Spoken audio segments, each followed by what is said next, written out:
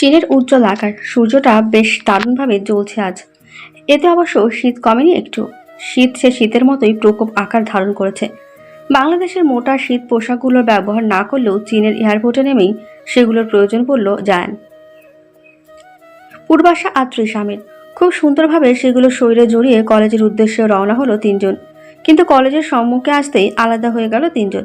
জায়ান তার ফ্ল্যাটে চলে গেল, পূর্বাশা তার হোস্টেলে, আর ত্রিশাম তার হোস্টেলে। সময় গড়ালো।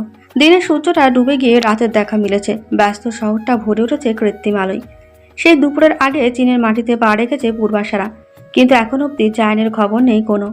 একের পর এক কল করে যাচ্ছে, অথচ তার রিসিভ করার কোনো নামগন্ধ নেই। সেদিন একটু কি না কি জড়িয়ে ধরেছিল, তাতেই বোধহয় সাপের পাঁচ পা দেখেছে ছেলেটা। ছেলেদের এই একটা প্রচণ্ড বাজে অভ্যাস, পড়ানোর সময় কত শত মিষ্টি কথা, সারাক্ষণ তার পেছনে পড়ে থাকা, কল দেওয়ার আগে ধরা, আর একবার পটে গেলে ব্যাস আর খোঁজই পাওয়া যায় না। আর সেখানে পূর্বাশা তো এখনো নিজের মনের কথা জানায়নি জায়ানকে, তার ভালোবাসাও গ্রহণ করেনি, তার মধ্যে অবহেলা শুরু করেছে। ক্রোধে ফুঁসে উঠল মেয়েটা, যদিও এরপর সে আর না কল করতো আর না কিছু বলতো, একদম একটা শিক্ষা দিয়ে ছাড়ত। এখন শুধুমাত্র একটা প্রয়োজন আছে বলে জায়ানকে চাই। ছেলেদের ব্যাগের মধ্যে তার মহামূল্যবান সম্পদ আমের আচার রয়েছে। আসার সময় নিজের ব্যাগে জায়গা না হওয়ায় ত্রিশামের ব্যাগে আচারটা দিয়েছিল, কিন্তু জায়ান হিংসার দাপটে সেখান থেকে আচার নিয়ে নিজের ব্যাগে রেখেছে। আর এখন কলই ধরছে না। পূর্বাশা ক্রোধে গজগজ করতে করতে হোস্টেল থেকে বেরোলো। এখন সে জায়ানের ফ্ল্যাটে যাবে। যেমন ভাবলা তেমন কাজ। অল্প সময়ের মধ্যেই জায়ানের ফ্ল্যাটের সম্মুখে এসে দাঁড়ালো পূর্বাশা। হাত বাড়িয়ে কলিং বেল টিপল। একবার, দুইবার, তিনবার, না, কেউ দরজা খুলল না। ক্রোধ সরে গিয়ে এবার ভয় হতে শুরু করলো পূর্বাশার। কল করলো, তা ধরল না জায়ান। এখন কলিং বেল টিপছে, তাও দরজা খুলছে না। এমন করার ছেলে তো জায়ান নয়। ছেলেটা ঠিক আছে তো, নাকি কোনো বিপদ আপদ ঘটেছে? ভয়ে অন্তরাত্মা কেঁপে উঠল পূর্বাশার। অস্থির হলো মেয়েটার চিত্ত। কলিং বেল বাজানোর সাথে সাথেই এবার জোরে জোরে করাঘাত করতে শুরু করলো ফ্ল্যাটের দরজায়। গলা উঁচিয়ে বলল, দরজা খুলুন জায়ান ভাই, দরজা খুলুন। খানিক পরই দরজাটা খুলে গেল। ব্যস্ত ভঙ্গিতে তাকালো পূর্বাশা। চমকে উঠল সে। জায়ান দাঁড়িয়ে রয়েছে। তার সম্মুখে ফর্সা ঘুমঘুম মুখশ্রীর ওপরে উস্কো খুস্কো হয়ে লেপ্টে রয়েছে কালো চুল। শরীরে জড়ানো ধূসর রঙা একখানা টি শার্ট, আর পরনে 2 কোয়ার্টার প্যান্টের অস্তিত্ব। ফর্সা কালো লোমযুক্ত পা জোড়া বেরিয়ে রয়েছে বাইরেই। হৃদযন্ত্রটা যেন লাফিয়ে উঠল পূর্বাশার। অদ্ভুত এক শিহরণে আবিষ্ট হলো মেয়েটা। নিমেষেই একটু আগে ক্রোধ ভয় দুটোই যেন ভুলে বসলো সে। সেটা এত সুন্দর কেন? এত সুদর্শন হতে কে বলেছে তাকে? ঢোক গেল পূর্বাশা। আমতা আমতা করে বলল, আমার আমের আচার নিতে এসেছি। জায়ান দরজা ছেড়ে সরে দাঁড়ালো, বলল, ভিতরে এসো। পূর্বাশা ভেতরে গেল না।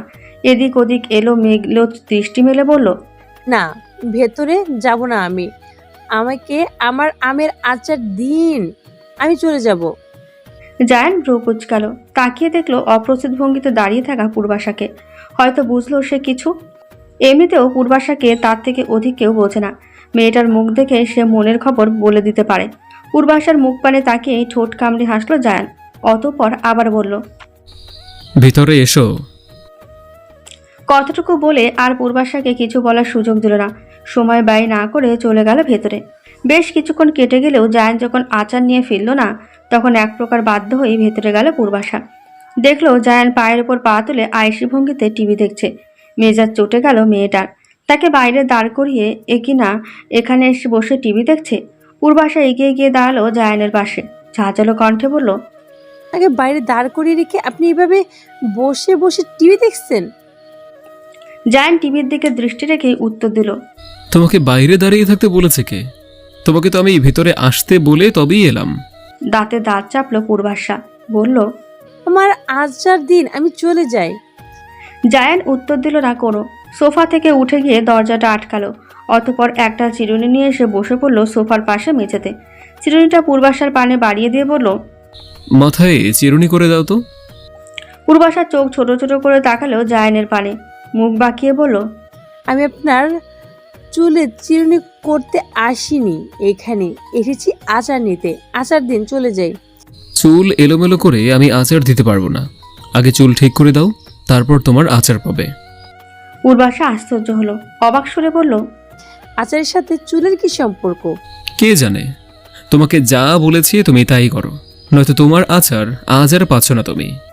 পূর্বাশা তীক্ষ্ণ দৃষ্টিতে কিছুক্ষণ তাকিয়ে রইল জায়ানের পানে, তবে বলল না কিছুই। কি বলবে সে? পূর্বাশা বেশ ভালোভাবে জানে যে জায়ান যখন বলেছে তার চুল ঠিক করে না দিলে আচার দেবে না, তার মানে দেবে না। এই ছেলের ঘাড়ে 2-4টে রগ যে বিধ্বংসী আকারে বাঁকা, তা এতদিনে আর বুঝতে বাকি নেই পূর্বাশার। মনের ক্রোধ মনে চেপে রেখে জায়ানের হাত থেকে চিরুনি নিয়ে বসলো সে সোফায়। আলতো হাতে চিরুনি করে দিতে লাগলো ছেলেটার চুলের ভাঁজে। প্রেয়সীর স্পর্শে যেন শিহরণ খেলে গেল জায়ানের সর্বাঙ্গে। হৃদয়ে চলতে থাকা অস্থিরতার ভাবটা যেন নিমেষেই উধাও হলো। শান্তিতে ভরে উঠল হৃদয় কুঠুরি। পরম আবেশে চোখ বন্ধ করলো ছেলেটা। পূর্বাশা চুলে চিরুনি করতে করতে হঠাৎ করে জায়ানের শান্তির 12টা বাজিয়ে এক গোছা চুল টেনে ধরলো এক হাতে। হকচকিয়ে উঠল জায়ান। কণ্ঠে আহা করে ব্যথাতুর ধ্বনি তুলে বলল, কি করছো কি? চুল টানছো কেন আমার? পূর্বাশা দাঁতে দাঁত চাপল, কটমট করে বলল। কতবার কল করেছি, কল রিসিভ করেননি কেন? জায়ান উল্টো হয়ে ঘাড় কাত করে তাকালো পূর্বাশার পানে, অতঃপর বলল, ঘুমিয়েছিলাম, আমি টের পাইনি তুমি কল করেছো।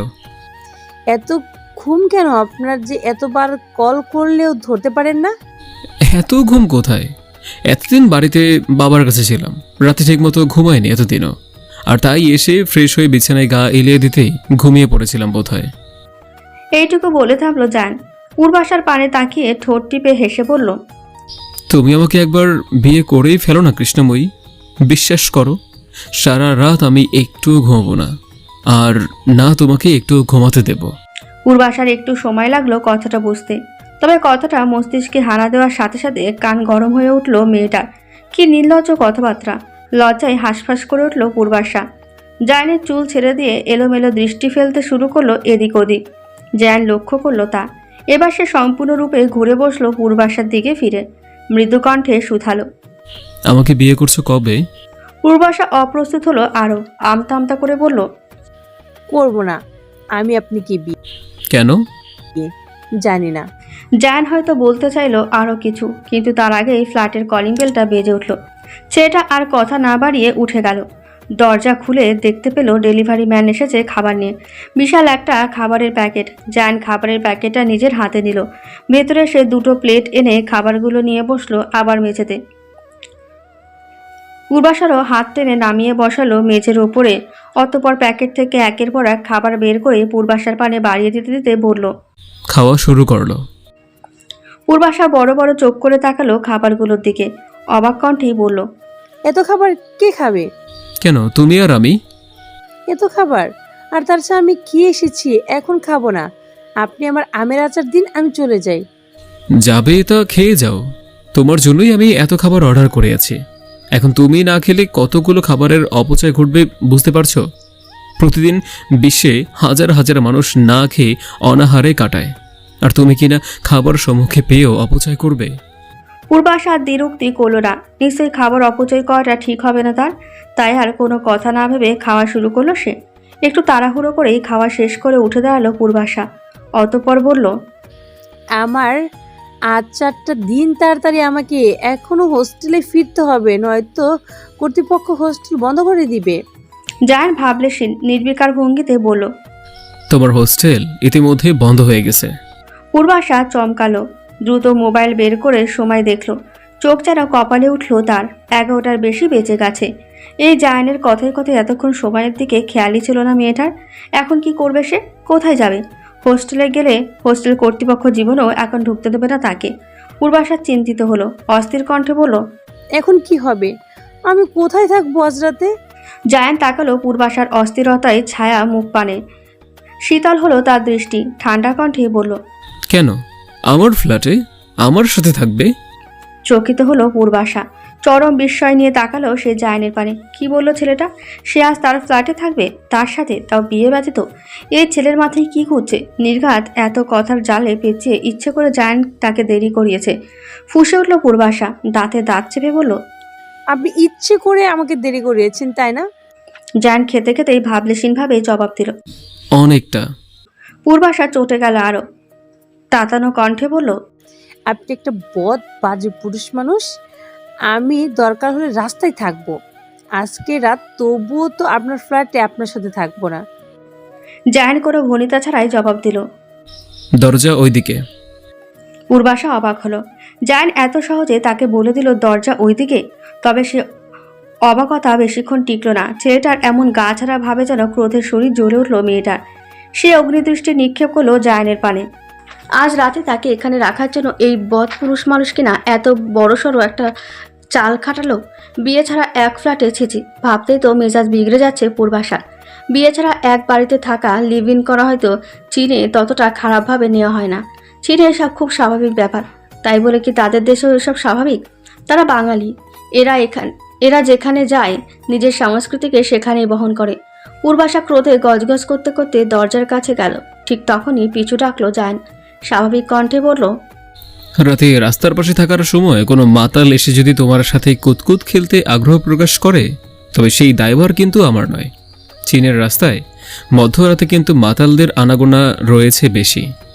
পূর্বাশা থেমে গেল। আর সাহস হলো না সামনে আগানোর। ঠিকই তো, চীনের রাস্তায় রাতে মাতাল লোকের আনাগোনা থাকে অহরহ।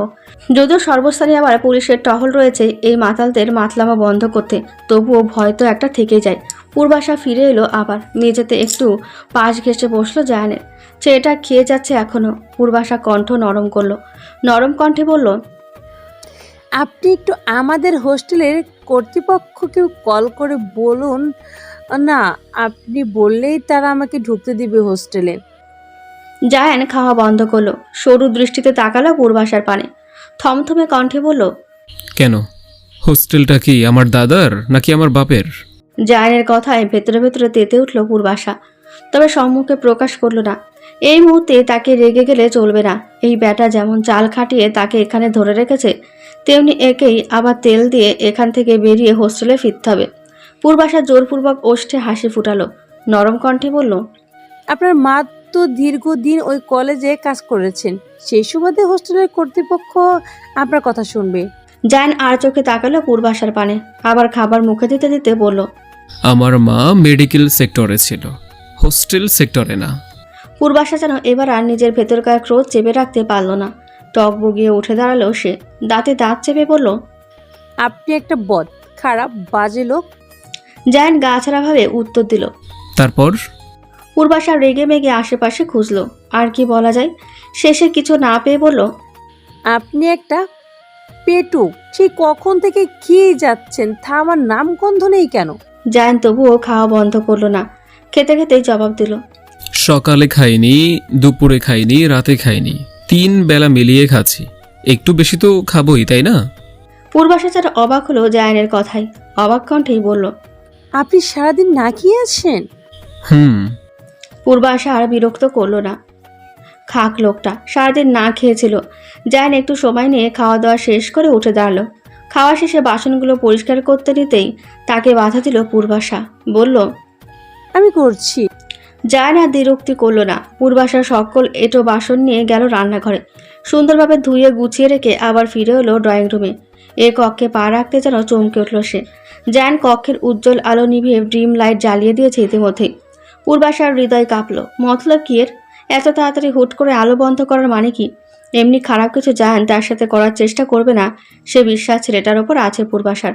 যদি তেমন কোনো চিন্তাভাবনা থাকতো তবে এতদিনে সে অবশ্যই নিজের উদ্দেশ্য চরিতার্থ করতে পারত। কিন্তু ভয় অন্য স্থানে। এই পুরুষ লোকের তো আবার উদ্ভট বুদ্ধির অভাব নেই। একা ফ্ল্যাটে রেখে তাকে আবার ভয়টাই দেখাবে না তো? দেখাতেও পারে বদলোক কিনা, কিন্তু ভয় দেখালেই বা সে কেন ভয় পাবে? পূর্বাশা তো আগে থেকে জানে জায়ান তাকে ভয় দেখাবে। তাহলে এখানে ভয়ের কি আছে? একদম ভয় পাবে না পূর্বাশা। তার ভাবনার মধ্যেই হঠাৎ একজোড়া শীতল হাত এসে চেপে ধরল মেয়েটার চোখ জোড়া। অন্তরাত্মা যেন কেঁপে উঠল মেয়েটার। ভয় পাবে না বলেও ভয়ে লাফিয়ে উঠল সে। চিল্লিয়ে বলল, আল্লাহ গো, ভূত ভূত ভূত। প্রায় সাথে সাথেই পূর্বাশার কর্ণে হো হো করে হাসির শব্দ ভেসে এলো। পূর্বাশা কান পেতে শুনল সে হাসির শব্দ। এ তো জায়ানের কণ্ঠস্বর।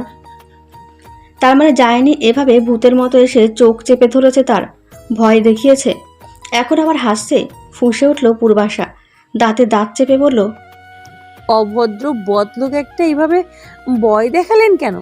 জায়ান হাসি থামানোর চেষ্টা করলো। তবে তার ওষ্ঠ থেকে সম্পূর্ণরূপে হাসি বিদায় করতে ব্যর্থ হলো ছেলেটা। ঠোঁটের কোণে অল্প বিস্তর হাসি রেখেই বলল, কে ভয় দেখিয়েছে তোমাকে? আমি তো শুধুমাত্র তোমার চোখ দুটো চেপে ধরলাম, তাতে তুমি লাফিয়ে উঠেছ। এতে আমার দোষটা কোথায়? পূর্বাশা কোনো উত্তর দিল না জায়ানের কথার প্রেক্ষিতে। নিজের চোখ থেকে জায়ানের হাত সরাতে ব্যস্ত হয়ে পড়ল সে। ব্যস্ত কণ্ঠে বলল, চোখ ধরেছেন, ভালো কথা, এখন তো ছাড়ুন। ছাড়ার জন্য তো ধরেনি। চুপচাপ এখন চলো আমার সাথে। কোথায়? যেখানে নিয়ে যাচ্ছি আমি সেখানে।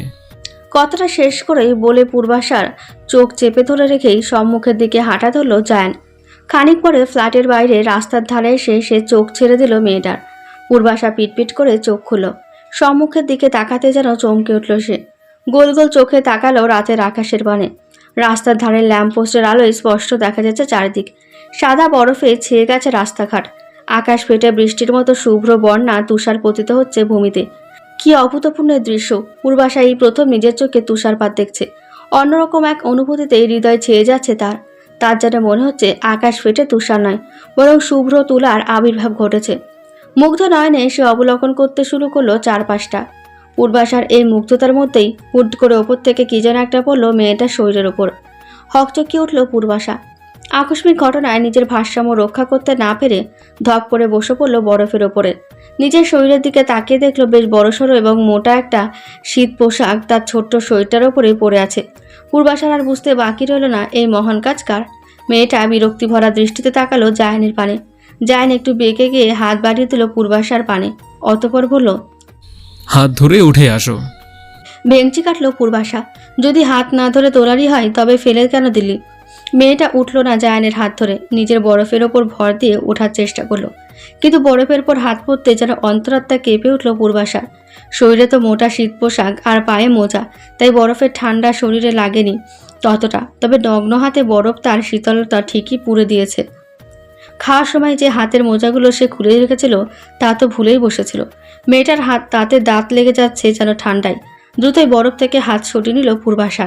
জায়ানের উপেক্ষিত হাতটায় ধরতে হলো শেষে। জায়ান ঠোঁট বাঁকিয়ে হাসলো। টেনে বরফের ভেতর থেকে তুলল পূর্বাশাকে। মেয়েটা ছোটোখাটো দেহের ওপর থেকে বড় শীত পোশাকটা নিয়ে ধীরে সুস্থে পরিয়ে দিল তার শরীরে। জায়ানের নিজের ছিল এই শীত পোশাকটা। 6 ফুট উচ্চতা বিশিষ্ট, তারই হাঁটুর নিচ অব্দি পরে শীত পোশাকটা। সেখানে পূর্বাশা তো মাত্র 5 ফুটের। মেয়েটার পুরো শরীরই ঢেকে গেছে শুধু একটা শীত পোশাকে। জায়ান তাকালো পূর্বাশার পা থেকে মাথা পর্যন্ত। এই মুহূর্তে এই বরফের মধ্যে মেয়েটাকে পেঙ্গুইন ছাড়া আর কিছুই লাগছে না তার কাছে। জায়ানের হাসি পেল ভীষণ, তবে সে হাসল না একটুও।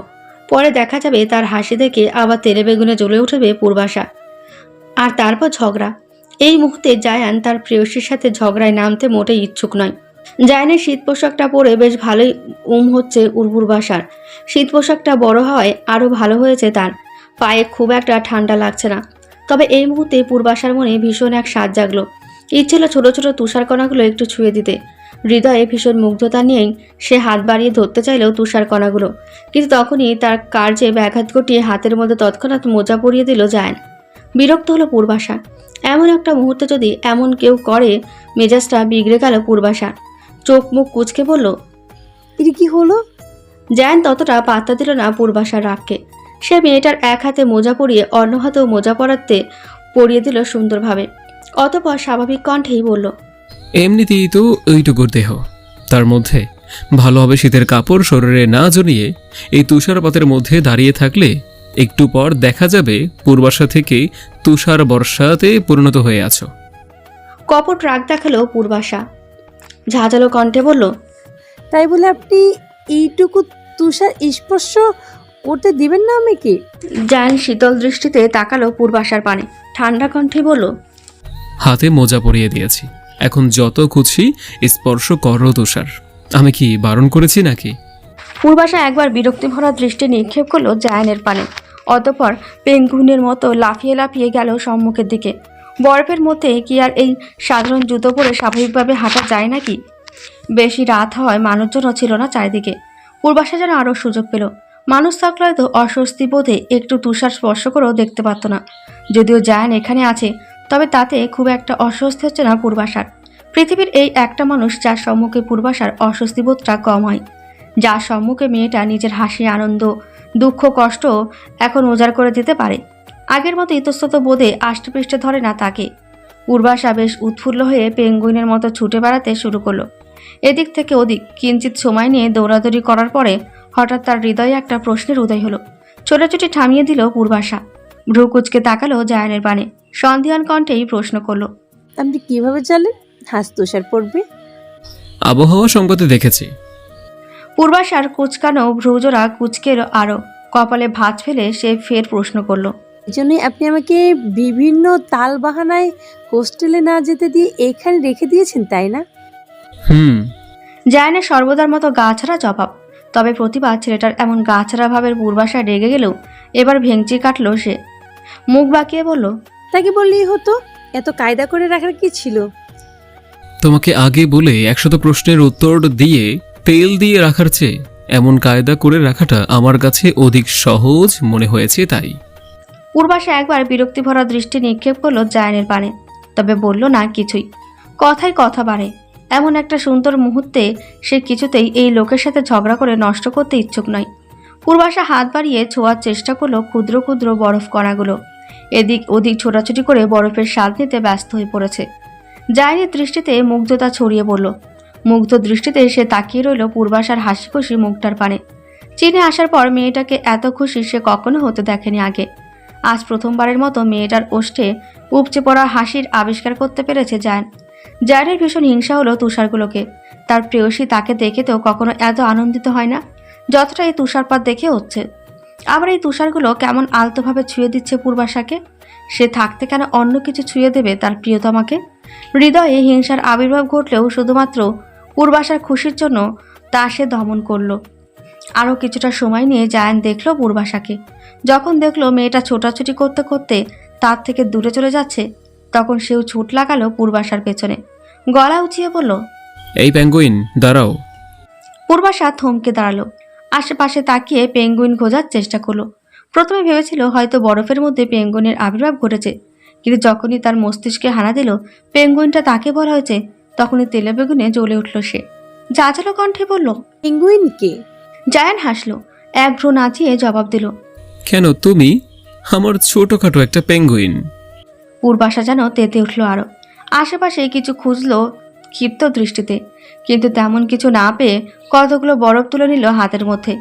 দুই হাতের সাহায্যে বরফ কণাগুলো গোলাকৃতির রূপ দিয়ে ছুঁয়ে মারল জায়ানের পানে। ঝাঁঝালো কণ্ঠে বলল, আমি পেঙ্গুইন হলে আপনি তো সাদা ভাল্লুক। আসো তাহলে, তোমাকে একটু কামড়ে দেই। কথাটা বলেই জায়ান ধাওয়া করলো পূর্বাশাকে। পূর্বাশাকেও আর পাই গিয়ে জায়ানের থেকে নিজেকে বাঁচানোর উদ্দেশ্যে সেও ছুট লাগালো তার সম্মুখের দিকে। তবে একটু দৌড়েই বাঁধল বিপত্তি। লম্বা শীত পোশাক, তার মধ্যে আবার বরফের মধ্যে কি আর জোরে দৌড়ানো যায়? একটু জোরে দৌড়াতে গিয়ে পূর্বাশা উল্টে পড়ল। মুখটা ঢুকে গেল বরফের মধ্যে। হকচকালো জায়ান। ব্যাকুল হলো তার হৃদয়। দৌড়ে গেল সে মেয়েটার কাছে। বরফের মধ্য থেকে টেনে তুলল পূর্বাশাকে। অস্থির কণ্ঠে বলল, তুমি ঠিক আছো তো? পূর্বাশা অপ্রস্তুত হলো। কি এক লজ্জাজনক ব্যাপার, সে বরফের মধ্যে পড়ে গিয়েছে। এমনি পড়তো তা নয়, একদম উল্টে গিয়েছে। ঠোঁট টেনে জোরপূর্বক হাসলো মেয়েটা। অপ্রস্তুত কণ্ঠে বলল, আমি ঠিক আছি। জায়ান চিন্তিত হলো। হাত টেনে বাসার দিকে নিয়ে যেতে লাগলো পূর্বাশাকে এবং বলল, বাসায় চলো, তোমাকে আর বরফে নাচানাচি করতে হবে না। সাথে সাথে পূর্বাশা প্রতিবাদ জানালো জায়ানের কথার। ছেলেটার হাতের মুঠো থেকে তার হাতটা ছাড়িয়ে বলল, না, আমি এখানেই থাকবো, বাসায় পরে যাব। এমনিতেই বরফ পড়ার কারণে বাইরের প্রচুর ঠান্ডা, তার উপর উল্টো পাল্টা এখানে ওখানে পড়ে যাচ্ছে, তবে ঠান্ডা লেগে যাবে তোমার। তার থেকে বাসায় ফিরে চলো। পূর্বাশা কি বুঝলো জানা নেই। সে আর জায়ানের কথার পৃষ্ঠে খুব বেশি প্রতিবাদ জানালো না। শুধু প্যাকেট থেকে নিজের মোবাইলটা বের করে বাড়িয়ে দিল জায়ানের দিকে। বলল, আমার কয়েকটা ছবি তুলে দিন। জায়ান পূর্বাশার কয়েকটা ছবি তুলে দিল, আবার দুজনে মিলে বেশ কয়েকটা সেলফিও তুলে নিল বরফের মধ্যে। অতঃপর চলে গেল ফ্ল্যাটে। ঘড়ির কাঁটার সাথে পাল্লা দিয়ে বাড়ছে রাতের গভীরতা। চারিদিকে শুনশান নীরবতায় ছেয়ে গেছে। খানিক আগে মাঝে মাঝে দুই একটা ট্রাকের শব্দ কর্নে এলেও এখন তাও আসছে না। পূর্বাশা শরীরে কম্বল জড়িয়ে বসে রয়েছে বিছানায়। যদিও কক্ষে হিটার চালু করা আছে, তবুও যেন হাত পা গরম হচ্ছে না মেয়েটার। হয়তো দীর্ঘক্ষণ বরফের মধ্যে থাকার কারণে। তখনই জায়ান দুই হাতে 2 মগ কফি নিয়ে প্রবেশ করলো কক্ষে। একটা মগ পূর্বাশার পানে এগিয়ে দিয়ে বলল, খেয়ে নাও। পূর্বাশা কফির মগটা হাতে নিল, মগে ছোট ছোট চুমুক দিতে দিতে তাকালো জায়ানের পানে। ভ্রুকুচকে জিজ্ঞেস করলো, এখানে এখনো দাঁড়িয়ে রয়েছেন কেন? নিজের রুমে যান আপনি। জায়ান গেল না, উল্টেও কফির মগটা হাতে নিয়ে সে ধপ করে বসে পড়ল পূর্বাশার পানে। কপাল টান টান করে বলল, আমার বাড়ি, আমি যেখানে খুশি থাকবো, তোমার কি? পূর্বাশা কফি পান করা বন্ধ করলো। কফির মগটা বিছানার পাশের টেবিলে রেখে বিরস মুখে বলল, মিসেস শিউ তো বেশ ভালো এবং ঠান্ডা মেজাজের মানুষ। তার ছেলে ওই আপনার ঘাড়ের রক এমন বাঁকা কিভাবে বলো বলুন তো যায়? জায়ান কফির মগে চুমুক দিতে দিতে নির্বিকার ভঙ্গিতে বলল, এটা তোমার নানার জিনগত বৈশিষ্ট্যের কারণে। তোমার নানার ঘাড়ের 2-4টা রগ বাঁকা ছিল বিধায় তো আমাকে আর আমার মাকে ভুগতে হয়েছে এত বছর। সাথে আমার বাবারও এই অবস্থায় উপনীত হতে হয়েছে। ওনার ঘাড়ের রগগুলোর কারণেই আমার ঘাড়ের রগগুলো বাঁকা। হাজার হলেও তিনি আমার বাপের বাপ, অর্থাৎ আমার দাদা। পূর্বাশার বরাবরের মতো হতাশার নিঃশ্বাস ফেলল। এই লোককে কখনো কোনো কথা বলে জিতে যাওয়া তার কপালে নেই। সর্বদাই তার কথা দ্বারা যুক্তি দেওয়ার জন্য প্রস্তুত থাকে।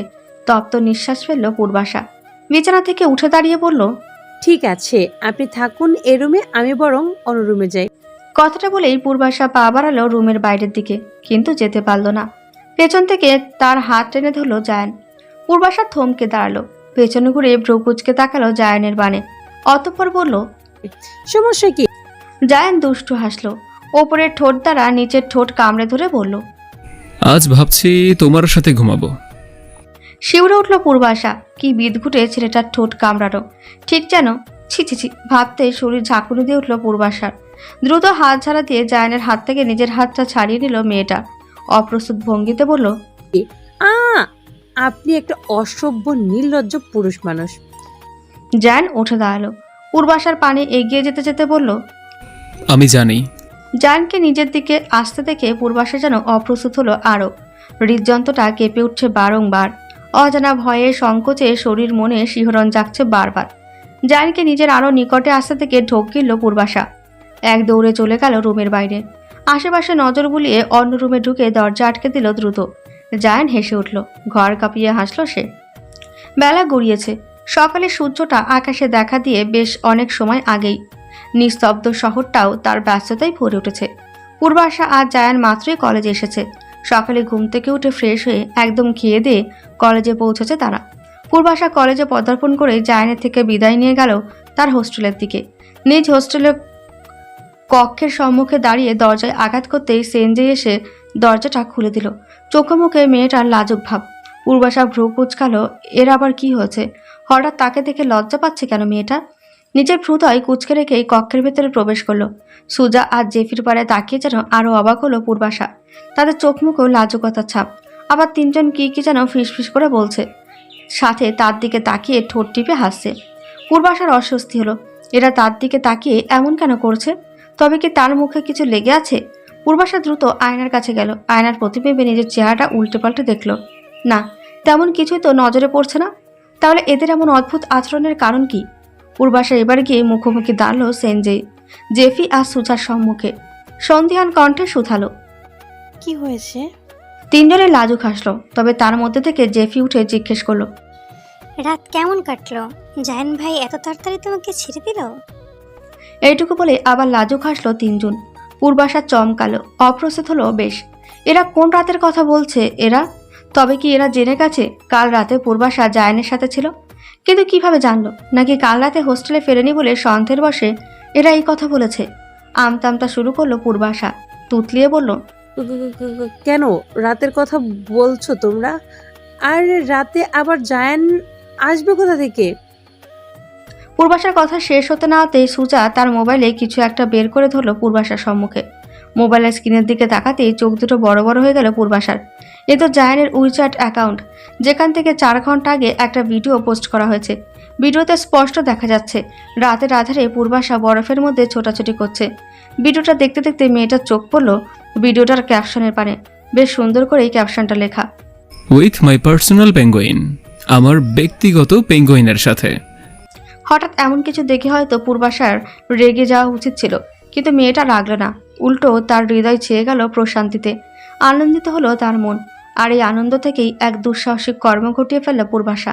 নিজের মোবাইলটা বের করে জায়ানের সাথে তোলা কাল রাতের ছবিগুলোর মধ্যে একটা ছবি পোস্ট করে দিল উইচ্যাটে। ক্যাপশনে লিখে দিল, উইথ মাই পার্সোনাল পোলার বিয়ার, আমার ব্যক্তিগত সাদাভালুকের সাথে। এই পোস্টের মানে বুঝতেই খুব একটা সময় লাগলো না জায়ানের। হয়তো মেয়েটা এখনো অবধি সরাসরিভাবে জায়ানকে বলেনি ভালোবাসে, তবে আজ এই পোস্টের মাধ্যমে নিজের উত্তর জানাতেও বাকি রাখেনি কিছু। জায়ান কেবলই নিজের হোস্টেল কক্ষে ঢুকে শরীরে জড়িয়ে রাখা শীত পোশাকটা খুলতে উদ্যত হয়েছিল, কিন্তু তার মধ্যেই চ্যাং এসে তার মোবাইলটা ধরল জায়ানের সম্মুখে। হুট করে এমন একটা পোস্ট সম্মুখে পড়তে চিত্ত আন্দোলিত হলো। ঠোঁটের কোণে সূক্ষ্ম হাসির রেখা ফুটে উঠল নিজের অজান্তেই। হাতখোলা শীত পোশাকটা আবারও জড়িয়ে নিল শরীরে। যেভাবে এসেছিল আবার সেভাবেই বেরিয়ে গেল বাইরে। খানিক সময় নিয়ে জায়ান গিয়ে পৌঁছালো পূর্বাশার হোস্টেলের সম্মুখে। পকেট থেকে মোবাইল বের করে কল লাগালো পূর্বাশাকে। একবার রিং হতেই কলটা ধরলো মেয়েটা। কল ধরতেই তেমন কোনো ইতিউতি না করে জায়ান বলল, নিচে এসো। পূর্বাশা ভ্রু কুচকালো, কপালে ভাঁজ ফেলে শুধালো, একটু আগেই তো এলাম, এখন আবার? আসতে বলেছি, এসো, এত কথা কিসের? কথাটা বলে ধূপ করে কলটা কেটে দিল জায়ান। বিরক্তিতে চোখ মুখ খিচে এলো পূর্বাশার। বিরক্তি নিয়ে সে বেরিয়ে এলো বাইরে। জায়ানের মুখোমুখি দাঁড়িয়ে প্রশ্ন করলো, কি কি সমস্যা? জায়ান চোখ তুলে তাকালো মেয়েটার পানে। কিঞ্চিত সময় নিয়ে এক দৃষ্টিতে সে দেখলো মেয়েটাকে। অতঃপর হুট করে জড়িয়ে ধরলো পূর্বাশাকে। চকিত হলো মেয়েটা। এই ছেলেটার হুটহাট জনসম্মুখে এই জড়িয়ে ধরার অভ্যাস আর গেল না। লাজে রাঙা হলো মেয়েটা। এদিক ওদিক আর চোখে দৃষ্টি ফেলে দেখলো আশেপাশের মানুষগুলো কেমন ট্যাপ ট্যাপ করে তাদের পানে তাকিয়ে রয়েছে। অপ্রস্তুত হলো মেয়েটা। আমতা আমতা করে বলল, কি করছেন কি? ছাড়ুন আমাকে, মানুষ দেখছে তো। জায়ান ছাড়ল না পূর্বাশাকে। একটু ঝুঁকে আলতোভাবে সে চুমুক হলো মেয়েটার চুলের ভাঁজে। অতঃপর বলল, এটা চীন, এখানে এমন ঘটনা দুধবাদ। এখানে কোনো ছেলে কোনো মেয়েকে জড়িয়ে ধরলে কেউ কিছুই মনে করবে না। কথাটা বলে একটু থামলো জায়ান। অতঃপর আবার বলল, আজ যা করলে তাতে এইটুকু উপহার তো আমার কাছ থেকে তোমার প্রাপ্য, কৃষ্ণময়ী। জায়ানের কথায় তার বক্ষ থেকে বিড়াল ছাড়ার মতো একটু মুখ তুলল পূর্বাশা। ভ্রুকুচকে জিজ্ঞেস করলো, কি করছি আমি? এই যে নিজের ভালোবাসার প্রকাশ করলে, আমার ভালোবাসার দাবি গ্রহণ করলে। পূর্বাশা অবাক হলো যেন। অবাক কণ্ঠেই বলল, আমি আবার কখন আপনার ভালোবাসার দাবি গ্রহণ করলাম? পূর্বাশা করা পোস্টার দেখালো তাকে। অতঃপর বলল, এরপরও বলবে তুমি আমার ভালোবাসার দাবি গ্রহণ করনি, আমাকে ভালোবাসো না। পূর্বাশা যেন লজ্জিত হলো। তবে পরক্ষণে গম্ভীর হলো মেয়েটার মুখশ্রী। জায়ানের বাহুবন্ধন থেকে জোর করে নিজেকে ছাড়িয়ে নিল মেয়েটা। জায়ান অবাক হলো, ভ্রুকুচকে শুধালো। কি হয়েছে? পূর্বাশা আর চোখে তাকালো জায়ানের পানে। বেশ ঠান্ডা কণ্ঠেই বলল, আমি আপনার ভালোবাসা মেনে নিচ্ছি, কিন্তু আপনার সাথে কোনো প্রেমের সম্পর্কে জড়াতে ইচ্ছুক নই। জায়ানের কুচকানো ভ্রুজোড়া কুচকে গেল আরো। সন্ধিহান কণ্ঠে শুধালো, মানে খুব সহজ, আমি বিবাহ বহির্ভূত কোনো সম্পর্ক জড়াতে ইচ্ছুক নই। একবার যেভাবেই হোক আমি ঠকেছি, প্রতারিত হয়েছি, আপনার তা অজানা নয়। আমি আপনাকে বিশ্বাস করি, ভরসা করি, তবু কোনো অনিশ্চিত সম্পর্কে আমি জড়াতে চাচ্ছি না। আমি এমন কোনো সম্পর্কের মায়াজালে নিজেকে ফেলতে চাই না যেখানে প্রতিনিয়ত আমার হারানোর ভয় থাকবে, যে কোনো সময় একে অপরকে ছেড়ে যাওয়ার সুযোগ থাকবে, সামাজিক কোনো স্বীকৃতি থাকবে না। চাইলেও আমি তার বক্ষে মাথা রেখে নিজের দুঃখ বিসর্জন দিতে পারবো না। কথাগুলো বলে একটু থামলো পূর্বাশা। অতঃপর আবার বলল, আমি নিশ্চয়তাবিহীন কোনো সম্পর্ক চাই না। প্রয়োজনে আমি অপেক্ষা করব আপনার জন্য। যখন মনে করবেন আপনি আমাকে বিয়ে করতে পারবেন, একমাত্র তখনই ভালোবাসার দাবি নিয়ে আমার সম্মুখে দাঁড়াবেন। আমি সেদিন আপনাকে ফেরাবো না, নির্দ্বিধায় গ্রহণ করব আপনার ভালোবাসা। জায়ান শুনল পূর্বাশার সব কথাগুলো। চট করে উঠে এসে বলল, চলো তাহলে এখনই বিয়ে করে ফেলি। পূর্বাশা শীতল দৃষ্টিতে তাকালো জায়ানের পানে। অতঃপর বলল, এভাবে নয়, আপনার পরিবার আমার পরিবার রাজি করিয়ে আনুষ্ঠানিকভাবে বিয়ে করব আমরা। জায়ান চিন্তিত হলো। চিন্তিত সুরেই বলল, কিন্তু তা এখন কিভাবে সম্ভব? আমি অপেক্ষা করব আপনার জন্য। বেশ শীতল কণ্ঠে কথাটা বলেই পূর্বাশা আর দাঁড়ালো না ওই স্থানে। পেছন ঘুরে চলে গেল হোস্টেলের ভেতরে, আর জায়ানকে যেন ফেলে গেল অথই সমুদ্রের মধ্যভাগে। এই মুহূর্তে সে পূর্বাশাকে বিয়ে কিভাবে করবে? আর বিয়ে না করেও তো উপায় নেই। পূর্বাশা হয়তো বলেছে অপেক্ষা করবে সে, তবুও হারানোর ভয় একটা থেকেই যায়। এমনি নক্ষত্র আর ইয়ান ওত পেতে রয়েছে। তারা যখনই জানতে পারবে জায়ান আর পূর্বাশার সম্পর্কটার কোনো নাম নেই, তখনই তো ওরা পূর্বাশাকে পটানোর জন্য উঠে পড়ে লাগবে। তাছাড়া যতদিন সে অপেক্ষা করবে, ততদিনে ওই নক্ষত্র আর ইয়ানের মতো আরও জনসংখ্যার উদয় হবে না, তার নিশ্চয়তা কোথায়? এই মুহূর্তে মিসেস শিওকে বললে তিনি অবশ্যই বিয়ে করার অনুমতি দেবেন, কিন্তু পূর্বাশার বাবা মা, তারা কি এত সহজে মেনে নেবে পূর্বাশার বিয়ে? কেবল কিছুদিন আগে জায়ানের সাথে পরিচয় ঘটলো তাদের। এখনো পর্যন্ত না তারা জায়ানকে ভালোভাবে চেনে, আর জায়ান তাদের সাথে ভালোভাবে পরিচিত হয়ে উঠতে পেরেছে। এর মধ্যে এমন একটা প্রস্তাব রাখলে না শেষে হিতে বিপরীত কিছু ঘটে। জায়ান অস্থির ভঙ্গিতে কিছু সময় নিয়ে ভাবল, অতঃপর চলে এলো হোস্টেলে। ত্রিশাম তৈরি হয়ে কেবল বের হচ্ছিল কলেজের উদ্দেশ্যে। ঠিক তখনই তার পথ আগলে দাঁড়ালো জায়ান। ত্রিশাম ভ্রু কুচকালো, চোখ ছোট ছোট করে বলল, এভাবে নষ্ট পুরুষদের মতো পথ আগলে দাঁড়িয়েছিস কেন? ত্রিশামের এমন কথায় কপালে ভাঁজ পড়ল জায়ানের। ভেতরে ভেতরে ক্রোধে ফুঁসে উঠলেও বাইরে প্রকাশ করলো না, কারণ এই মুহূর্তে ত্রিশামকে প্রয়োজন জায়ানের। শুধু শুধু ছেলেটাকে খেপিয়ে দিলে লস তারই হবে। জোরে একটা নিঃশ্বাস ফেলে নিজেকে দমন করলো জায়ান। অতঃপর নরম কণ্ঠে বলল, তোর সাথে কিছু কথা আছে। জায়ানের নরম কণ্ঠে যেন আটকে উঠল ত্রিশাম। হৃৎপিণ্ডটা লাফিয়ে উঠল দ্রুত গতিতে। এই কণ্ঠের মানে ত্রিশামের খুব ভালোভাবেই জানা, নিশ্চয়ই কোনো ঘাপলা আছে। কোনো ঝুঁকিপূর্ণ কার্যে ত্রিশামকে যখন প্রয়োজন পড়ে, একমাত্র তখনই জায়ানের এমন কণ্ঠস্বর শোনা যায়। আর জায়ানের ঝুঁকিপূর্ণ কাজ বলতে ত্রিশামের গলায় ফাঁস।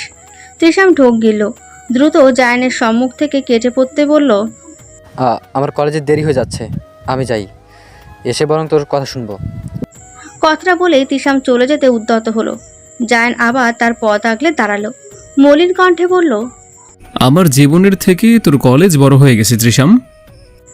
ত্রিশামের মায়া হলো। এই মায়ায় পড়ে সে প্রতিবার গলায় ফাঁস পড়ে মরতে মরতে বেঁচে যায়, তবুও মায়া ছাড়তে পারে না। দয়ার শরীর যে তার। ত্রিশাম তাকালো জায়ানের পানে, অতঃপর বলল, কি বলবি বল? আমি বিয়ে করব। ত্রিশাম ভড়কে গেল, চোখ দুটো বড় বড় আকার ধারণ করলো। এতক্ষণ জীবন মরণের কথা বলে এখন বলছে বিয়ের কথা।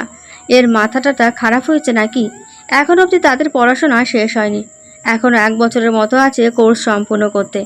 আর এই ছেলে কিনা এখনই বিয়ের জন্য পাগল হয়ে গেছে? ত্রিশাম অবাক কণ্ঠেই বলল, পাগল হয়েছিস তুই? এখনো হয়নি, তবে তোর বোনকে বিয়ে করতে না পারলে শীঘ্রই পাগল হব। ত্রিশাম চোখে হাসলো, একটু খেপিয়ে দিতে চাইলো জায়ানকে। মুখ বাঁকিয়ে সে শুধালো, পূর্বাশা শুধু আমার বোন না, সম্পর্কে তোরও বোন হয়। সাথে সাথে তেতে উঠলো জায়ান, ঝাঁঝালো কণ্ঠে বলল, ও আমার হবু বউ, আর একবার ওই বোন জাতীয় কোনো শব্দ মুখে আনবি তো তোর দাঁত ভেঙে ফেলবো। পরক্ষণে আবার নিজেকে সামলে নিল জায়ান, নরম কণ্ঠে বলল, আমার এখন পূর্বাশাকে বিয়ে করা খুব প্রয়োজন। তো করবি, কে বারণ করেছে? তাহলে তুই বিয়ের জন্য ওর পরিবার ম্যানেজ করে দে। ত্রিশাম চমকালো, সে ম্যানেজ করবে মানে কি? বিয়ে করবে জায়ান আর পূর্বাশা, আর মাঝখান থেকে পরিবার ম্যানেজ করাতে গিয়ে 2-4টে চড়থাপ্পড় খাবে সে? এ কাজ সে পারবে না, কিছুতেই না। ত্রিশাম তো প্রায় ভুলেই বসেছিল এই ব্যাটা তাকে ফাঁসির দড়িতে ঝুলাতে এসেছে। এই মুহূর্তে জায়ান আর পূর্বাশার বিয়ের ঘটকালি করা ছাড়া তার জন্য বিপজ্জনক আর কি হতে পারে? পড়াশোনা শেষ না করে তাও এই মুহূর্তে বাড়িতে নিজের না হোক অন্যের বিয়ের কথা তোলা মানে ত্রিশামের বাবা জাহিদ চৌধুরীর শক্তপোক্ত হাতে ঠাস করে একটা থাপ্পড় তার গালে পড়া। ত্রিশাম সাথে সাথে নাকচ করে দিল জায়ানের কথা, তুতলিয়ে বলল, আমি পারবো না। 7 দিনের জন্য হংকং ট্রিপ ফ্রি। তবুও পারবো না। এই মাসের তোর সব প্রজেক্টগুলো আমি সম্পূর্ণ করে দেব। ত্রিশাম ভ্রু কুচকালো, জায়ানের পানে সরু দৃষ্টি নিক্ষেপ করে বলল, তুই আমাকে লোভ দেখাচ্ছিস? সেদিনের সেই রেস্টুরেন্টে 3 বেলা ফ্রি খাওয়াবো। আমি লোভী নই জায়ান। আমার আর পূর্বাশার বিয়ের পরেই সুন্দর একটা মেয়ে খুঁজে যেভাবে হোক তোর বিয়েরও ব্যবস্থা করব আমি। কি করতে হবে বলে ফেল। জায়ান বিস্তর হাসলো। যাক, অবশেষে ছেলেটা মেনেছে তার কথা। এখন যত দ্রুত সম্ভব ত্রিশামকে দ্বারা নিজের কাজ হাসিল করে নিতে হবে, নয়তো পরে এই ব্যাটা আবার পাল্টি খেলে জায়গায় উল্টে পড়তে হবে। জায়ান দেরি করলো না আর নিজের পরিকল্পনা খুলে বলল তৃষামকে। তৃষাম সবটা শুনে ভ্রু কুচকালো, সরু দৃষ্টিতে তাকালো জায়ানের পানে, অতঃপর বলল, এই কাজটা তুই করতে পারিস, আমাকে কি প্রয়োজন? জায়ান লাজুক হাসলো, মাথা চুলকে বলল, নিজের বিয়ের কথা নিজে এভাবে কিভাবে বলবো বলতো? লাজ লজ্জা বলেও তো একটা কথা আছে। তৃষাম সন্দেহ প্রকাশ করলো জায়ানের কথায়। সন্ধিহান কণ্ঠে সে বলল, তোর আবার লাজ লজ্জাও আছে? এতদিন জানতাম না তো। জায়ানের দৃষ্টি তীক্ষ্ণ হলো, কিন্তু এই মুহূর্তে সে চেপে যাচ্ছে সব। ওই যে তৃষামকে কাজে লাগবে, নয়তো এতক্ষণে ব্যাটাকে নিজের গম্ভীর কণ্ঠে 2-4 বাক্য শুনিয়ে দিতে অনায়াসেই। জায়ান কণ্ঠ নরম করলো, আবার অতঃপর বলল, কাজটা করে দিবি কখন? ভেবে দেখি। ভেবে দেখি না, এখনই করতে হবে। তৃষাম ঢোক গিল, আনমনেই হাত চলে গেল তার নিজের গালে। চীনে আসার আগে কিছুদিন একটু সে ঘুরঘুর করতেছিল পাশের বাড়ির মেয়েটার পেছনে। সেই অপরাধে জাহিদ চৌধুরীর হাতে দাবাং মার্কা থাপ্পড় খেয়ে উল্টে পেরেছিল ইট পথরে গড়া মেঝেতে। এবার তো ঘটকালি, এই ঘটকালিতে হাত লাগালে তো তার জীবন নির্ঘাত তেজপাতা। তবে এবার অবশ্য একটা দিক ভালো হয়েছে, সে চীনে আছে, তার বাবা মোবাইলের ভেতর থেকে নাগাল পাবে না তার, সুতরাং থাপ্পড়টা থেকে বাঁচলো। কিন্তু টাকা, তার বাবা তার গালে থাপ্পড় না মারতে পারার শোকে যে টাকা পাঠানো বন্ধ করবে, আর 2 দিন পর কলেজের সামনে পার্টি হাতে বসতে হবে তৃষামকে। তখন মানতে হবে ছেলেটার পরিকল্পনার শক্তি ভীষণ প্রখর। এই যে ভিক্ষাবৃত্তির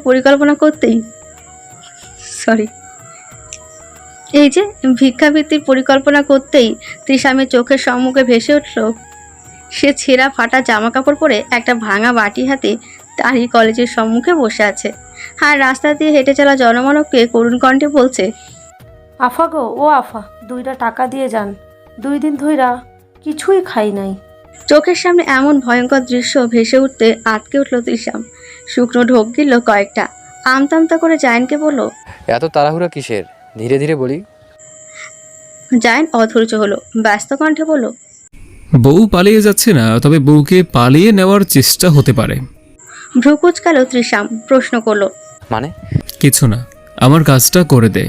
এখন তো প্রায় দুপুর, ফুপি নিশ্চয়ই রান্নাবান্নায় ব্যস্ত, আঙ্কেলও তার কাজে ব্যস্ত। তার থেকে বরং রাতে ঠান্ডা মাথায় কল করব।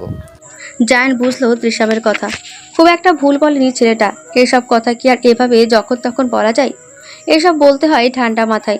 জায়ান মেনে নিল তৃষামের কথা, ঠান্ডা কণ্ঠেই বলল, আচ্ছা, রাতে বলিস। বিকেল গড়িয়ে সন্ধ্যার দেখা মিলেছে।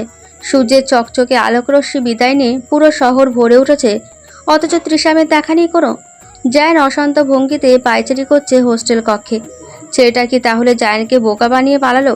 নির্ঘাত তাই, নয়তো সেই সকালের দিকে তার সাথে কথা বলে কলেজের নাম করে যে বের হলো আর এলো না।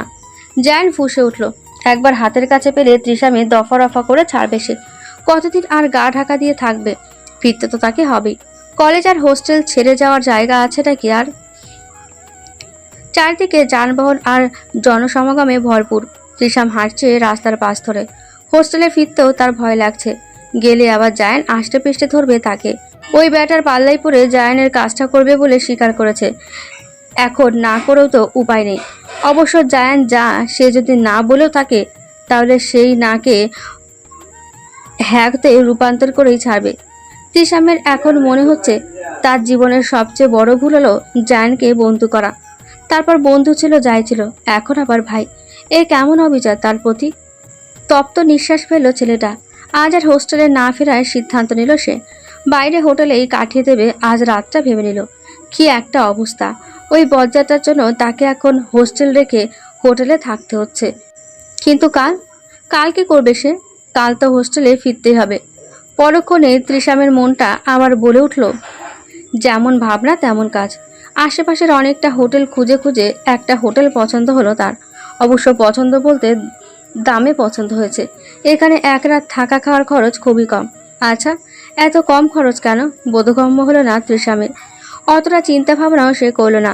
কম খরচ ভালোই হয়েছে, প্রয়োজনে আরও 2-4 দিন এখানে শান্তিতে গা ঢাকা দেওয়া যাবে। হোটেল ম্যানেজারের থেকে চাবি নিয়ে নিজ কক্ষে গেল তৃষাম। কক্ষে ঢুকে আশেপাশে তাকালো, না, একদম খারাপ না কক্ষটা, দামের তুলনায় বেশ ভালোই। পিঠে ঝুলানো ব্যাগটা হোটেল কক্ষের বিছানার উপরে রাখলো। অতঃপর ঢুকে গেল ওয়াশরুমের মধ্যে। বাহ, ওয়াশরুমে দেখছি আবার বাথরুমও আছে। বেশ অনেকক্ষণ ধরে গরম পানিতে গোসল করলো তৃষাম। আহ, কি শান্তি! এমন শান্তি 2-4 বছর পেয়েছে বলে মনে হয় না। হোস্টেলে ওইটুকু বাথরুমে কোনো রকমে গোসল করতে হয়। গোসল করে ওয়াশরুমে থাকা বাথটবটা গায়ে জড়িয়ে বেরিয়ে এলো বাইরে। ধপ করে শুয়ে পড়লো নরম বিছানায়। কিছুক্ষণের মধ্যেই ঘুমের দেশে পাড়ি দিল ছেলেটা। মধ্যরাত, চারিদিকে নীরব নিস্তব্ধতায় ঢাকা। কোলাহলপূর্ণ শহরটা একদম শান্ত এই মুহূর্তে। হয়তো চারপাশের লোকজন গভীর ঘুমে আচ্ছন্ন, তাই তৃষামও গভীর ঘুমে মগ্ন এই মুহূর্তে। এই শান্তিময় ঘুমের মধ্যে হঠাৎ দরজায় টোকা দিল তৃষামের। 1 বার 2 বার 3 বার অনবরত দরজা ধাক্কাচ্ছে তারা। ঘুমের মধ্যেই বিরক্তিতে নাক মুখ কুঁচকে ফেলল তৃষাম। একরাশ বিরক্তি নিয়ে বিছানা ছেড়ে উঠল ছেলেটা। ঢুলু ঢুলু পায়ে এগিয়ে গেল দরজার কাছে। দরজাটা খুলতেই যেন চমকে উঠল তৃষাম। তার সম্মুখে বেশ কয়েকজন পুলিশ দাঁড়ানো। এ কি, এরা এখানে কেন? তাও এত রাতে এসে তার কক্ষের দরজা ধাক্কাচ্ছে। তৃষামের চোখে জড়ানো ঘুম ভাবটা উবে গেল নিমেষেই। ফাঁকা ঢোক গেলে শুধালো। আপনারা? পুলিশগুলো পাত্তা দিল না তৃষামের কথায়। সবার সম্মুখে থাকা পুলিশটা চাইনিজ বাক্যে বলল। এটাকেও ধরে নিয়ে চল। হকচকালো তৃষাম। সে কি এমন করেছে যার জন্য তাকে পুলিশ ধরে নেবে?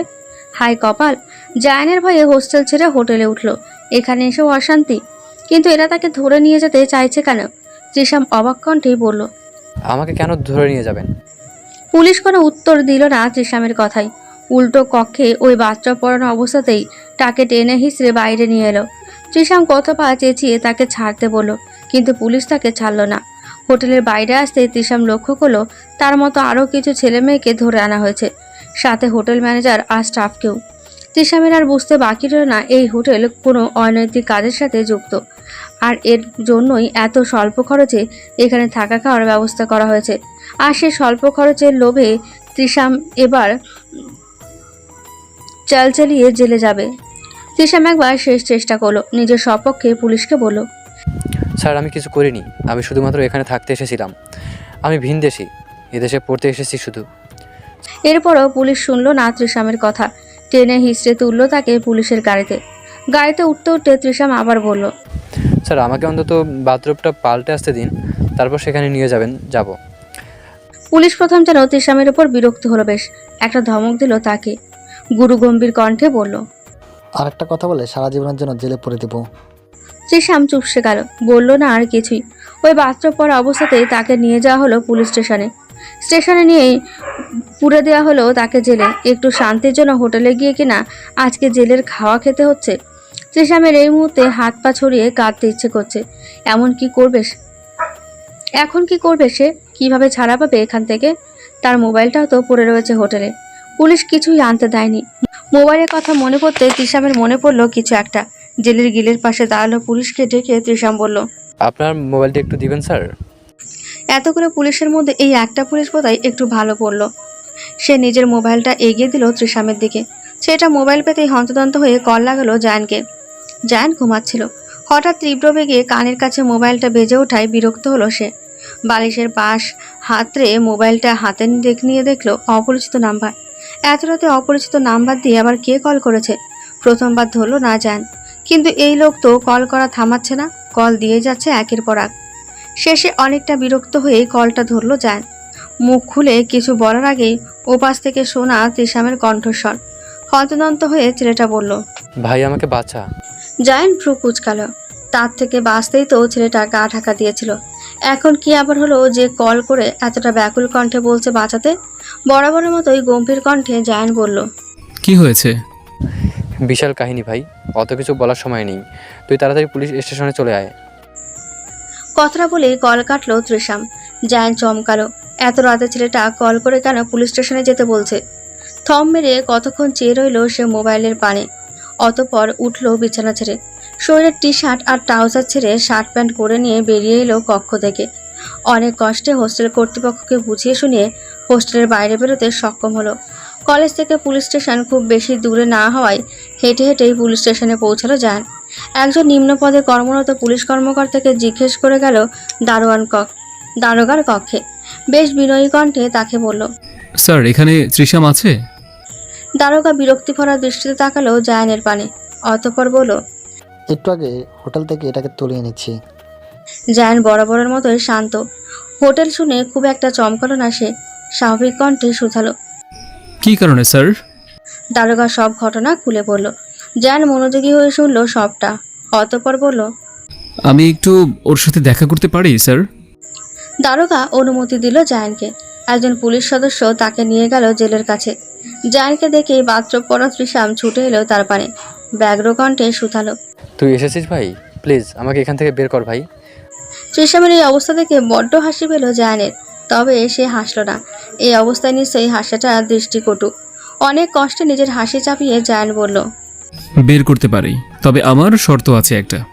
ত্রিশাম জেল থেকে বের হতে মরিয়া হয়ে উঠল, অস্থির কণ্ঠে শুধালো। ভাই আমি তোর সব শর্ত মানতে রাজি, তুই দয়া করে আমাকে এখান থেকে বের কর।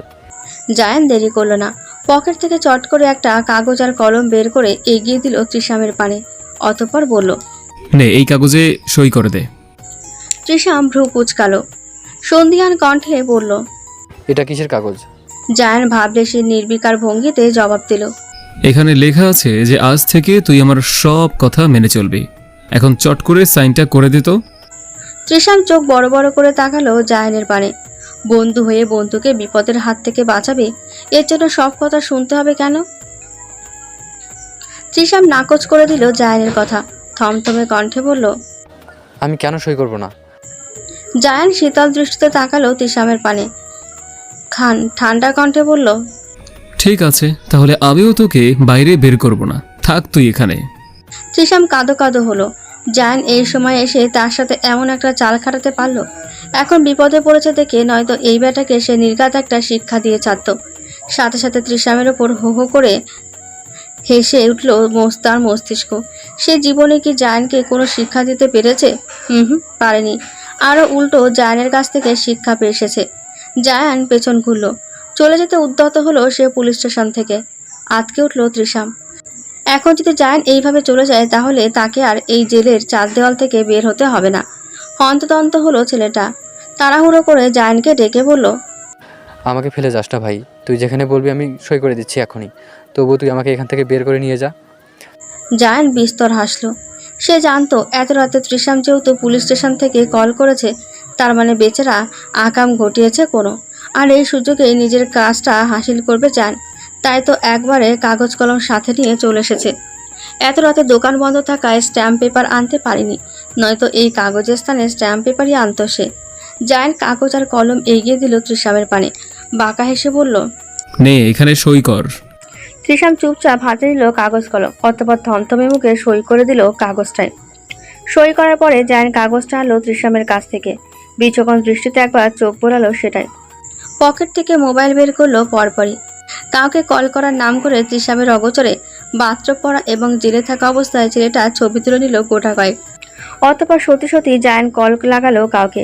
দারোগার সাথে বেশ অনেকক্ষণ কথা বলে ব্যাপারটা নিষ্পত্তি ঘটালো সে। একটু পরেই ছেড়ে দিল তারা ত্রিশামকে। সময় গড়িয়েছে, দিনের উজ্জ্বল সূর্যটা ডুবে জানান দিচ্ছে রাতের আধারের। পুরো শহরটাও ভরে উঠেছে কৃত্রিম আলোর ঝলকানিতে। ত্রিশাম আজ বসে আছে তার হোস্টেল কক্ষে, আর তার পাশে হকস্টিক নিয়ে বসে রয়েছে জায়ান। গতকালের ফেলে রাখা কাজ করাবে সে ছেলেটাকে দিয়ে, যদিও আজ আর ত্রিশাম গা ঢাকা দেওয়ার সুযোগ পায়নি। গা ঢাকা দেওয়ার অবশ্য চেষ্টাও করেনি। কাল একটু শান্তির জন্য গা ঢাকা দিতে গিয়ে যে বিপদে পড়ল ভাবতেই কলিজা শুকিয়ে আসছে ত্রিশামের। এখনও ত্রিশামের ভাবনার মধ্যেই তাকে তাড়া দিল জায়ান। হকি স্টিকটাতে হাত বুলাতে বুলাতে বলল, পূর্বাশার আম্মুকে কল দে দ্রুত, নয়তো প্রথমে এই হকি স্টিক দিয়ে পেটাবো, তারপর কল তোর সই করা কাগজ নিয়ে পুলিশ স্টেশনে যাব আমি আবার, যে তুই আমাকে কথা দিয়ে কথা রাখিসনি। ত্রিশাম চুপসে গেল। নিজের মোবাইলটা হাতে নিয়ে কল করলো পাখি বেগমকে। একটু সময় নিয়ে রিং হতেই কল ধরলেন পাখি বেগম। ত্রিশান একবার তাকালো জায়ানের পানে, অতঃপর ঢোক গিলে বলল, আসসালামু আলাইকুম ফুপি, কেমন আছো? আলহামদুলিল্লাহ ভালো। তুই কেমন আছিস তিশাম? চীনে যাওয়ার পর তো জায়ান আর তোর কোনো খোঁজ খবরই নেই। এত তাড়াতাড়ি ভুলে গেলি আমাদের? ত্রিশাম মেকি হাসলো, নম্র কণ্ঠে বলল, না ফুপি, আসলে দেশ থেকে এসে বিভিন্ন কাজে একটু ব্যস্ত হয়ে পড়েছিলাম, তাই আর কি। ও জায়ান আর তুই কেমন আছিস? এই তো আলহামদুলিল্লাহ ভালোই আছি আমরা, কিন্তু তোমার সাথে আমার জরুরি একটা কথা ছিল। ত্রিশামের মুখে জরুরি কথা শুনে কিঞ্চিত ভ্রু কুঁচকালেন পাখি বেগম। অতঃপর বললেন। কি কথা? আমতামতা শুরু করলো ত্রিশাম। একটু সময় নিয়ে বলল। আচ্ছা, আমাদের পূর্বাশার সাথে জায়ানের বিয়ে দিলে কেমন হয়? পাখি বেগম অবাক হলেন। ত্রিশাম হঠাৎ এসব কি বলছে? মাথা টাথা গেছে নাকি ছেলেটার? কোথায় যায় আর কোথায় পূর্বাশা? তাছাড়া পূর্বাশা তার প্রথম সন্তান, তাকে কিনা অত দূরে চীন দেশীয় কারো হাতে তুলে দেবে? এমনি মেয়েটা কোনো কারণবশত তার থেকে দূরে চলে গেছে, এখন যদি আবার ওই চীন দেশীয় কারো কাছে বিয়ে দেয় তবে তো মেয়েরা দেখাই পাবে না। পাখি বেগম সমর্থন জানালেন না ত্রিশামের কথার, কিছুটা তীক্ষ্ণ কণ্ঠে বললেন। মাথা খারাপ হয়েছে তোর তিশাম? পূর্বাশা আমার প্রথম সন্তান, ওকে আমি এত দূরে বিয়ে দিবই না। পরে দেখা যাবে মাস অন্তর বছর অন্তত আমি মেয়েটাকে একবারও দেখতে পাবো না। ত্রিশাম আর চোখে তাকালো জায়ানের পানে। সেটার ফর্সা মুখশ্রী ধীরে ধীরে রক্তিম বর্ণ ধারণ করছে। ফাঁকা ঢোক গেল ত্রিশাম। আমতামতা করে বলল। তুমি শুধু নিজের মেয়ের কথাই ভাবছো, নিজের ভাইয়ের কথা ভাবছো না। মানে?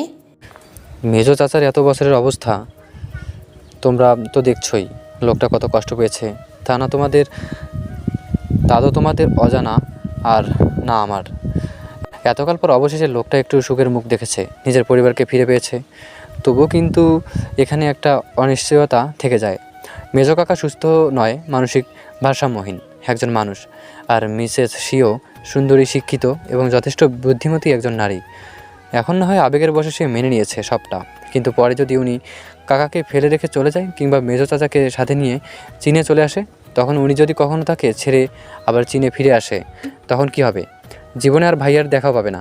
আর সেখানে যদি জায়ানের সাথে পূর্বাশার বিয়ে দেই, তাদের সাথে আত্মীয়তার সম্পর্কটা আর একটু পাকাপোক্ত করে মেয়ের বদৌলতে তোমার ভাইটা ভালো থাকবে। মিসেস শিও চলে গেলেও তাকে খুঁজে পাওয়া যাবে। আবার হতে পারে এই আত্মীয়তার সম্পর্কের জের ধরে তোমরা এই অনুরোধ করলে আর ওরাও বাংলাদেশেই থেকে গেল। ভাইয়ের কথা শুনে কিছুটা গলে গেল পাখি বেগম। ত্রিশাম তো ভুল কিছু বলেনি। এত বছর তার ভাই কতটা কষ্ট সহ্য করেছে তা তিনি নিজের চোখেই দেখেছে। এখন আবার যদি মিসেস শিও তার ভাইকে ফেলে রেখে চলে যায়, তবে তার ভাইটা যে মরে যাবে। কিন্তু জায়ান, সে কি রাজি হবে? সেটা সুদর্শন বেশ, আর তার মেয়ে কৃষ্ণবর্ণা। পাখি বেগম ইতস্তত করলেন, কণ্ঠ কিছুটা খাদে নামিয়ে বললেন। কিন্তু জায়ান, সে কি আমার মেয়েকে পছন্দ করবে? ত্রিশাম হাঁপ ছেড়ে বাঁচল যেন। পাখি বেগমের এইটুকু কথাতে সে বুঝে ফেলেছে জায়ানের সাথে পূর্বাশার বিয়ে নিয়ে তার মত রয়েছে। ত্রিশাম ঠোঁট এলিয়ে হাসলো এবার, অতঃপর বলল। আলবাত পছন্দ করবে। পূর্বাশা আর জায়ান ইতিমধ্যে দুজনকে পছন্দ করে। পাখি বেগম চমকালেন, চোখ দুটো বড় বড় হয়ে গেল তার। অবাক কণ্ঠে সে শুধালো। ওরা দুজনকে পছন্দ করে? ত্রিশাম অপ্রস্তুত হলো, ইতস্তত করে বলল। ওই মানে আর কি, হয়তো করে। ওদের মধ্যকার সম্পর্ক খুব ভালো তো, তাই বললাম। পাখি বেগম একটু সময় নিলেন, কিছু একটা ভেবে বললেন। দেখ, আমি মা, তাই বলে মেয়ের বিয়ের সব সিদ্ধান্ত তো শুধুমাত্র আমার একার উপরে নয়। দেখি ওর বাবা আসুক, তার সাথে কথা বলি। তারপর তোর বাবা মা আছে, পূর্বাশার চাচারা আছেন, সবার সাথে কথা বলে তারপর সিদ্ধান্ত নেব। আচ্ছা, এখন তাহলে রাখছি। ঠিক আছে, আল্লাহ হাফিজ। এইটুকু বলতেই কল কাটলো ত্রিশাম। হাসি হাসি মুখ করে তাকালো ত্রিশামের পানে। সাথে সাথেই মুখটা যেন চুপসে গেল ছেলেটার। জায়ানের মুখশ্রী এখনো রক্তিম। এখনো রেগে আছে কেন ছেলেটা? সে কি ভুল করেছে কোনো? ঢোক গিলল ত্রিশাম, অতঃপর শুধালো। কি হয়েছে আবার? ওভাবে তাকিয়ে আছিস কেন? জায়ান থমথমে কণ্ঠে জবাব দিল। তুই শেষে বললি না কেন তাড়াতাড়ি সিদ্ধান্ত নেবেন? আর উত্তরটা যেন অবশ্যই হ্যাঁ হয়। ত্রিশাম ভ্যাবাচাকা খেয়ে গেল। সে এক প্রকার ঘটকালি করেছে জায়ান আর পূর্বাশার। এখন ঘটক কি এভাবে হুমকিমূলক কথা বলে বিয়ে পাকা করে, তাও আর নিজের ফুপির সাথে? আশ্চর্য! বিয়ের চিন্তায় কি এই ছেলের মস্তিষ্কের বিকৃতি ঘটল নাকি? প্রবহমান সময় বয়ে চলেছে নিজের গতিতে। চীনের ঋতুচক্রে শীতের স্থান পরিবর্তিত হয়ে স্থান করে নিয়েছে বসন্তের। রাস্তার আশেপাশে বৃক্ষগুলো ভরে উঠেছে সুন্দর চেরি ফুলের ছোঁয়ায়। এ যেন চীনের নতুন এক রূপ, কেমন মনোমুগ্ধকর স্নিগ্ধ এই রূপ। খুব বেশি অপ্রেমিকরাও বোধহয় এই সময়ে এই স্থানের রূপ দেখে প্রেমে না পড়ে থাকতে পারবে না। রাস্তার দুই পাশে নরম স্নিগ্ধ চেরি ফুলের পাপড়িগুলো সর্বদা কেমন বিছিয়ে থাকে, শান্তিময় এক সুন্দর এই পরিবেশ। যদিও বাংলাদেশের বসন্তকালও সুন্দর, তবে সেখানে এমন চেরি ফুলের আগমন দেখা যায় না।